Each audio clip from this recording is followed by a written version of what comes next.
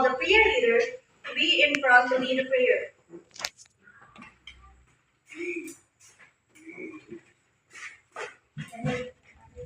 Holy Spirit, our Father, who art in heaven, hallowed be thy name. Thy kingdom come, thy will be done, as earth as it is in heaven. Give us this day our daily bread, and forgive us our sins as we forgive those who sin against us. Do not bring us into test, but deliver us from evil. Amen. Thank you so much, Kevin. So before you sit down, can you arrange your chairs? Pick up the pieces, brushes under your chairs. So once again, good afternoon, students. We are your teachers for today. I am Teacher Hazel. And I am Teacher Rachel. I am Teacher James.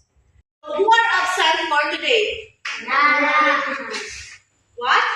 Nana. Okay, so give yourselves a round of applause for having a complete attendance. Use a global positioning system for map to find a new location? Yes!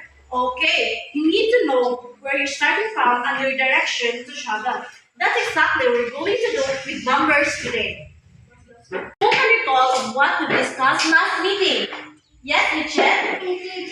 Yes, very good. Give Mitchell 5 claps. Another one. What do you call a set of numbers which have negative and positive numbers?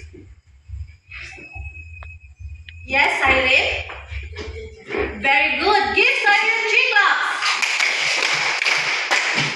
What do you call a number which is less than 0? Yes, Faith?